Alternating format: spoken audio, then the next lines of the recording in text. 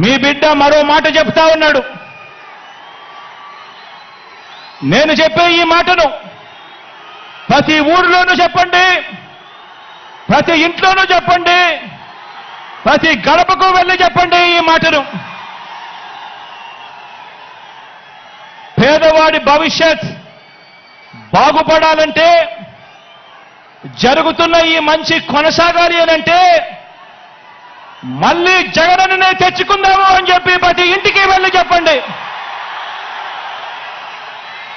ప్రతి ఊర్లోనూ వెళ్ళి చెప్పండి, ప్రతి గడపకు వెళ్ళి చెప్పండి. పేదవాడి భవిష్యత్ బాగుపడాలంటే, జరుగుతున్న ఈ మంచి కొనసాగాలంటే మళ్ళీ అన్నను తెచ్చుకోవాలి అని చెప్పి ప్రతి ఇంటికి వెళ్ళి చెప్పండి. మన అన్న సీఎంగా తెచ్చుకుందాము, మన అన్న ప్రభుత్వాన్ని మనమే రక్షించుకుందాము. బాబు అనే మాయలోడి వలలో పడవద్దు అని ప్రతి ఇంటికి వెళ్ళి చెప్పండి. మళ్ళీ అన్ననే సీఎంగా తెచ్చుకుందాం, మరింత మంచి అన్నతో చేయించుకుందాం. మనందరి చల్లని దీవెనలతోనే ఇది సాధ్యమవుతుంది అని చెప్పి ప్రతి ఒక్కరికి వెళ్ళి చెప్పండి. మీకోసం నిలబడిన మన అన్న మీద అరడజను పార్టీలు బాణాలు ఎక్కుపెట్టాయి. ఆ అవ్వ తాతలకు, ఆ అక్క చెల్లెమ్మలకు, ఆ రైతన్నలకు, ఆ పేదలకు మీ అందరి తరపున జగనన్న నిలబడ్డాడు కాబట్టి ఈరోజు జగనన్న మీద అరడజను పార్టీలు అరడజను బాణాలు ఎక్కుపెట్టాయి.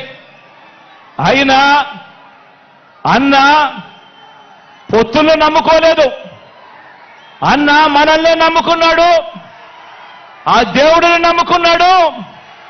అన్న ఒంటరిగానే సింహంలో మనందరికీ తోడుగా నిలబడ్డాడు అని చెప్పి ప్రతి ఇంటికి వెళ్ళి చెప్పండి.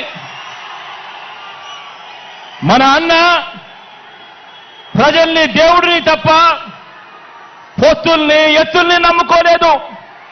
మన అన్న ఎప్పుడూ మోసాలు చేయలేదు, ఎప్పుడూ అబద్ధాలు చెప్పలేదు, ఎప్పుడూ జిత్తులను నమ్ముకోలేదు మన అన్న అని చెప్పి ప్రతి ఇంటికి వెళ్ళి చెప్పండి. మన అన్న నమ్ముకున్నది తాను చేసిన మంచి జరిగిన ప్రజల్ని మాత్రమే మన అన్న నమ్ముకున్నాడు అని ప్రతి ఇంటికి వెళ్ళి చెప్పండి.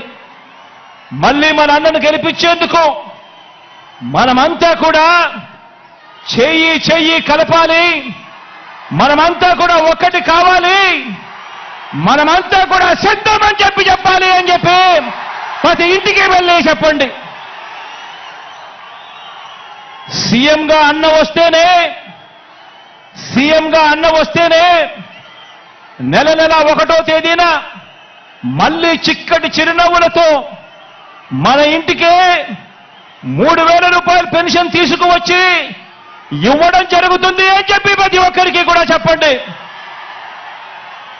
సీఎంగా మళ్ళీ అన్న వస్తేనే ఇచ్చిన ప్రతి ఇంటి పట్టాల్లో ఇళ్ల నిర్మాణం పూర్తవుతుంది అని చెప్పి ప్రతి ఇంటికి వెళ్ళి చెప్పండి. సీఎంగా మళ్ళీ అన్న వస్తేనే అమ్మ ఒడి అనే పథకం కొనసాగుతుంది, చిక్కటి చిరునవ్వులతో మళ్ళీ పిల్లలు బడులకు పోగలుగుతారు అని చెప్పండి. మళ్ళీ సీఎంగా అన్న వస్తేనే చేయూత పథకం అందుతుంది అని చెప్పండి.